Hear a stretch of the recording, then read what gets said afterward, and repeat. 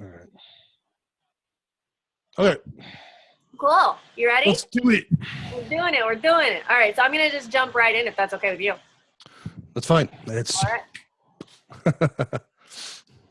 All right, everybody, welcome yet again for another one of our great speaker interviews with our Startup for Without Burnout speaker series and virtual telesummit. Today, I have Dan Fowler with me, and I actually just got connected with Dan, and we were talking and going back and forth, and he has been doing some really, really cool roundtable type teaching and speaking engagements and gamification. And I'm just gonna do his basic bio and let him speak for himself. But he's known as the imagination engineer for his revolutionary techniques that shift a person's perception of their place in the world and gives them clear insights into how they manifest the life of their dreams. Dan has an extensive background in film, television, media production, and personal development coaching and training. So he has been in the interactive media production industry for over 23 years and has developed a proven system to help any profit-centered entrepreneur access their imagination, design the perfect dream, and then monetize those ideas and dreams on demand, which is really, really cool. And it's neat to hear how he does that. So Dan has combined all of his years of knowledge and experience to develop speaking, coaching, motivational strategies that empower his audiences to embody consistent positive change and maintain it through their business relationships. And you also pride yourself in teaching people how to change their stories internally and externally through deep mental, spiritual, and scientific work. And then you help, sort of reinvent themselves as a new breed of leader, fueled by the knowledge that you never manifest what you want. You are always manifesting who you are, which that is very cool. Dan has also written several books that have helped thousands of people, from Number of Man to Rewrite Your Story, Reshape Your Life. He shares his life experiences with his readers to remind them of their spiritual birthright and how to tap into their greatness. And if you haven't gotten an idea yet, we have a lot of heart-centered speakers and interviewees with this, because that is time and time again how you get to a level of success, by following your passions and your heart-centered work. So it's pretty neat to see how all of this is coming together. He also is facilitating a powerful gamification summit that I believe, is that the one that I am taking a part in?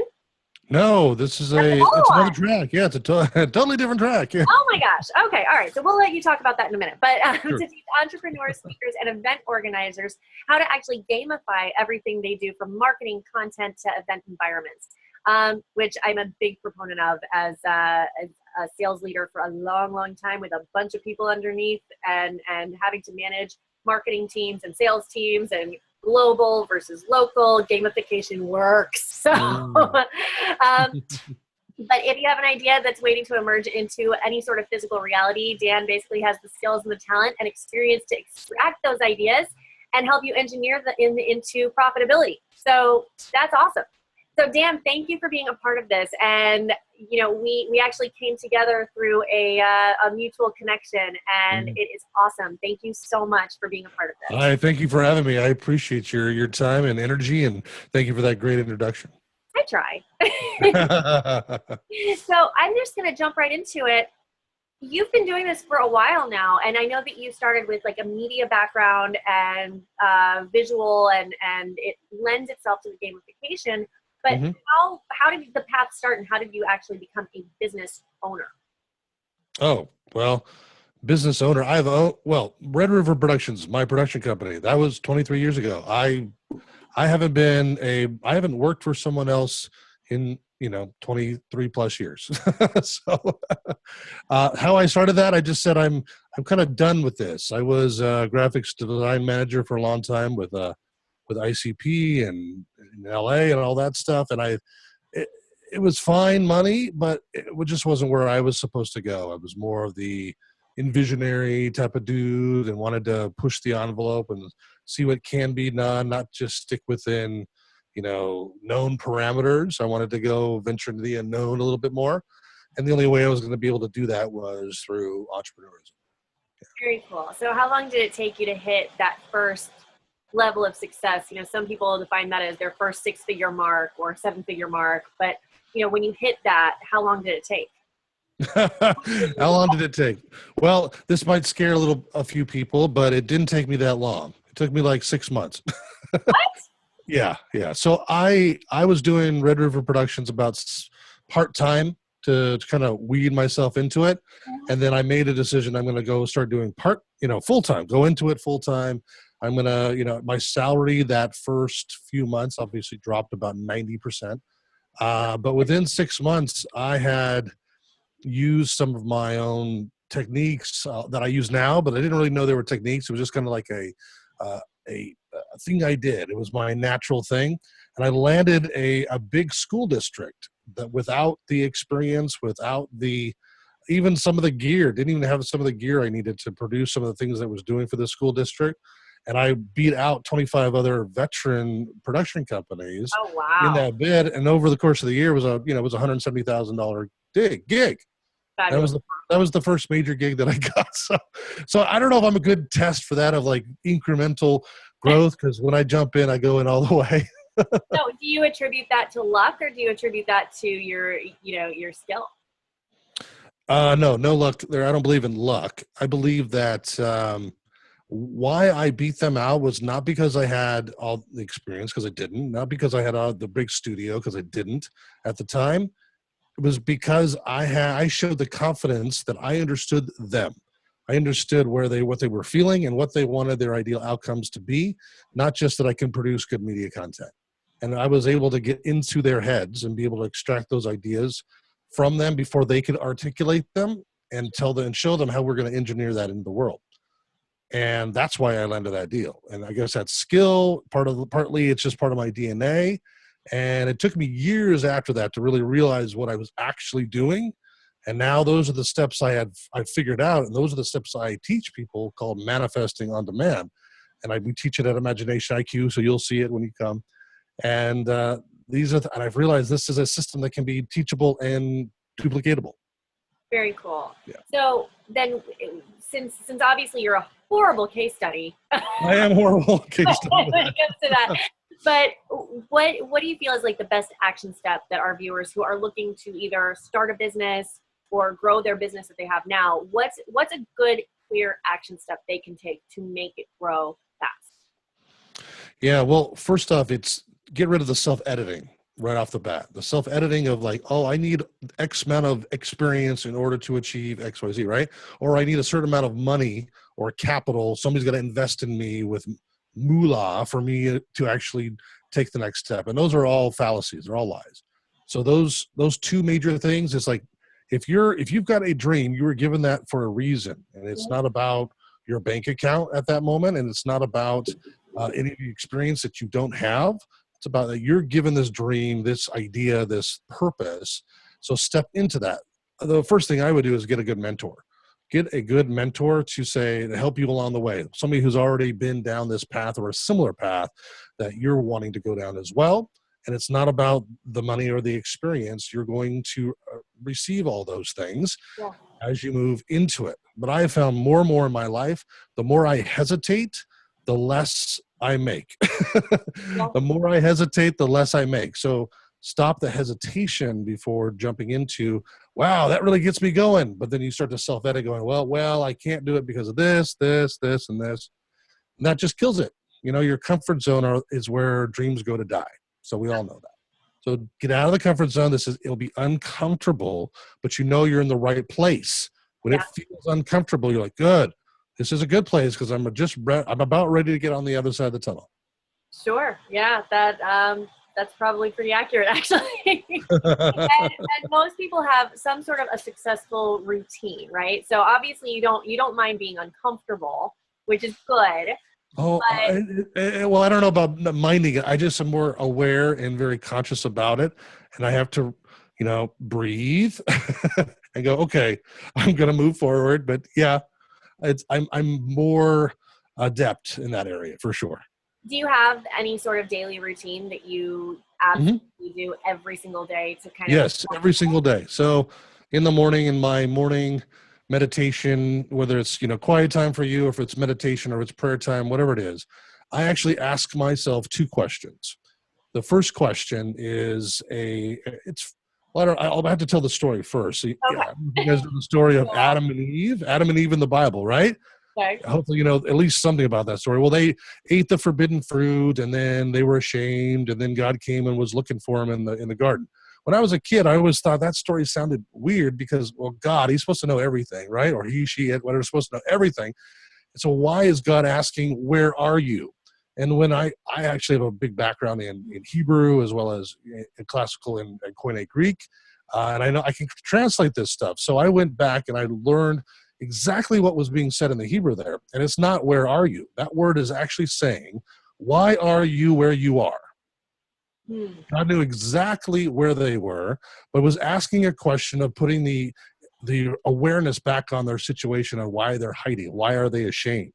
Let's put that, and that's what was being said. And I thought it was so powerful to me going, I need to put that in perspective every single day. And I asked that first question, why am I where I am? It's because of choices I've made, things I've done, things I've not done, things I procrastinate on, whatever it is. Yeah. I'm in the position I am now because of me and no other circumstance. Nothing else. I'm the biggest obstacle to me. So once I get that clarity of like, okay, I'm here because of this, good, bad, or indifferent. Why am I where I am? And then in my meditation, the second question I ask is, how can I receive more? How can I receive more? So why am I where I am? How can I receive more? And it gets me into the place of, I am the catalyst for all change in my life. I am the catalyst that makes me stressed. I am the catalyst that makes me joyous. I am the catalyst that brings in the new clients because they're attracted to my presence. I'm the catalyst for all of it. Yeah. And so that puts me into a great position of power. It reminds me that I am the power that causes pain upon myself. I'm also the power that causes the joy. Very cool. I like that. That's a good routine. That makes me very happy. And that's so cool. Like when you go into what really is said versus what translates through history. I'm a big fan. Oh my gosh, yes. I'm a big wordsmith guy. I love playing with words, especially in the business development space and the personal development space. There are words that are thrown around and they're just being reiterated because they heard it from somebody else, but they don't really understand the energetic charge behind it. And that's one of my big things that we do at Imagination IQ too, is we talk about words and what do they really mean? And what are you really doing to yourself? Cool. I can't wait to go. So that's exciting. So, then if you're going into your routine, right? So it's why am I where I'm at? And how do I get bigger, or how is there more, or what are the next steps for me? Mm-hmm. What's the one thing that would prevent, say, burnout?